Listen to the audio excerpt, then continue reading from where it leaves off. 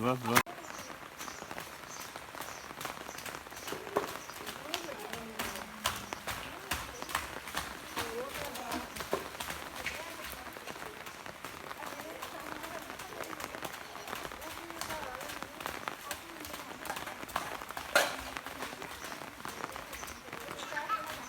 जी जनाब वाला रड़ा बाजारे में पुज्या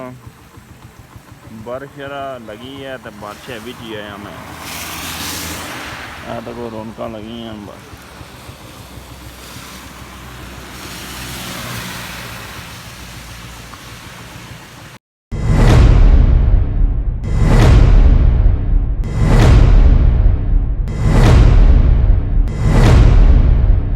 अस्सलाम वालेकुम, उम्मीद करना सारे वालों से मैं शकील चौधरी तो मेरा फैमिली यूट्यूब चैनल तक शकील ब्लॉग जनाब वाला अज नहीं डिटेल है कि राती 12-1 नहीं बारिश स्टिल शुरू हुई है तो 1 मिनट भी नहीं खलती स्टिल लगी है तो नाले शाले जड़ा ना बगने पे तो मजीद तक वो मेरा बैकग्राउंड मैं कल भी बनाया सी या व्लॉग उसने नज़र किते आ मैं तो साड़ी मस्जिद माशाअल्लाह तो कब्रस्तान वगैरह जड़ा ना सामने वैसे भी तक बहु का मोलना वै तो कब्रस्तान नहीं माशाअल्लाह सफाई वगैरह कर छोड़ी ने तो मजीद तक बारिश हूँ झड़ी नमाज जड़ा ना बारिश लगी है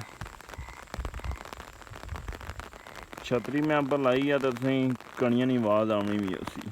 मजीद यह कि तुसें दसा भाई है बच्चे जड़े ना अपने कज़न ने बच्चे भी है ना तो अपनी बच्ची भी है खेलने पे अल्लाह गुला करने पे बारिशा बिच तो जिस असा भी नाले 8 नहाने होने असा तो वह याद ताज़ा हो गई है मजीद तुसा तको नाल दसा इंशाअल्लाह नालों नाल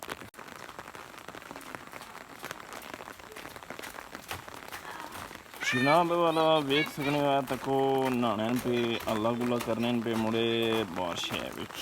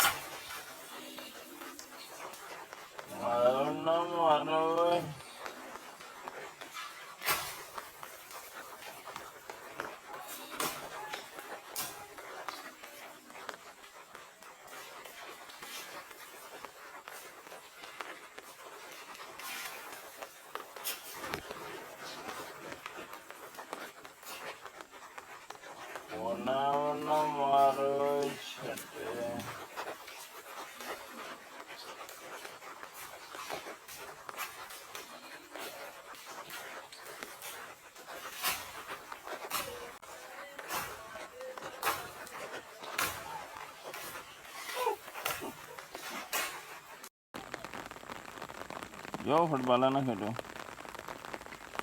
ओ फुटबॉल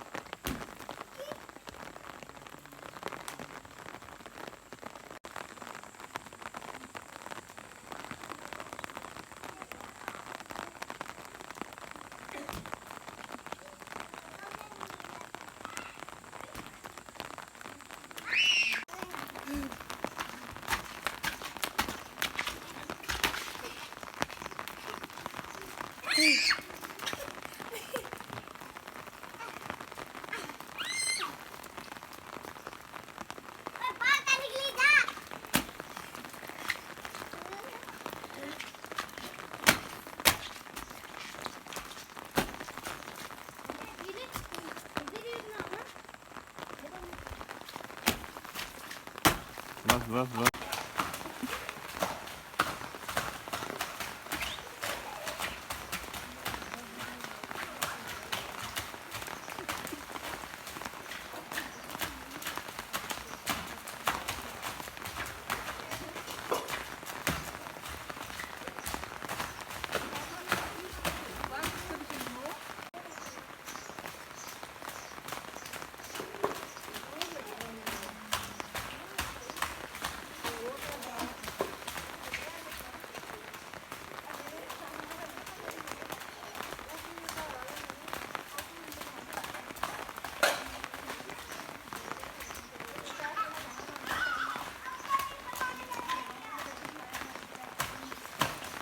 जी जनाब वाला रड़ा बाजारे में पुज्या बारिश लगी है तो बारिश भी ही आया मैं तो रौनक लगी हैं बस।